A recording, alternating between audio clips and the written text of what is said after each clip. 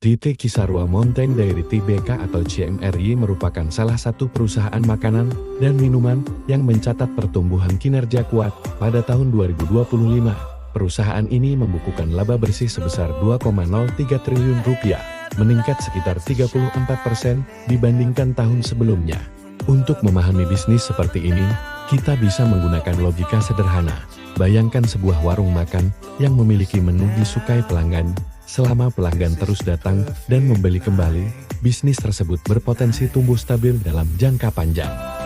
Di CMRY menghasilkan pendapatan dari dua segmen utama. Pertama adalah segmen dairy yang mencakup produk susu dan yogurt.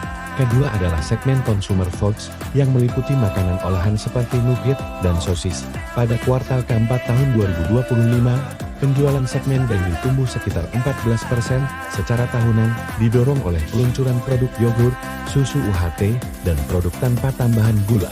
Secara keseluruhan, penjualan perusahaan pada kuartal keempat tahun 2025 meningkat sekitar 19% dibandingkan periode yang sama tahun sebelumnya. Sementara itu, segmen consumer foods mencatat pertumbuhan yang lebih tinggi, yaitu sekitar 24%.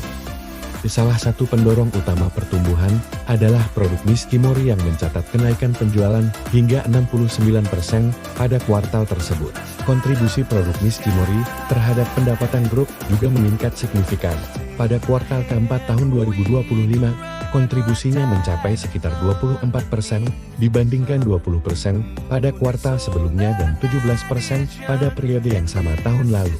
Meskipun penjualan meningkat, perusahaan menghadapi tekanan biaya bahan baku.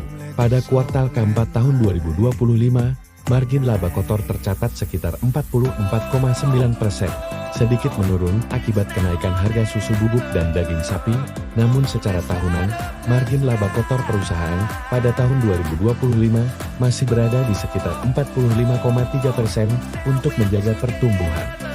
Perusahaan lebih fokus meningkatkan volume penjualan dibandingkan menaikkan harga produk. Target pertumbuhan penjualan pada tahun 2026 berada di kisaran 10 hingga 15% secara tahunan. Sejak Januari tahun 2026, perusahaan juga mulai memasuk susu UHT untuk program pemerintah makan bergizi gratis. Program ini memberikan tambahan volume penjualan, meskipun margin produknya lebih rendah dibandingkan produk reguler. Bagi investor jangka panjang, bisnis makanan memiliki karakteristik yang relatif stabil karena produknya dibutuhkan setiap hari. Hal inilah yang membuat sektor konsumsi sering dipandang memiliki daya tahan bisnis yang cukup kuat. Analisis ini menunjukkan bahwa pertumbuhan penjualan dan inovasi produk menjadi faktor penting dalam perkembangan bisnis CMRY.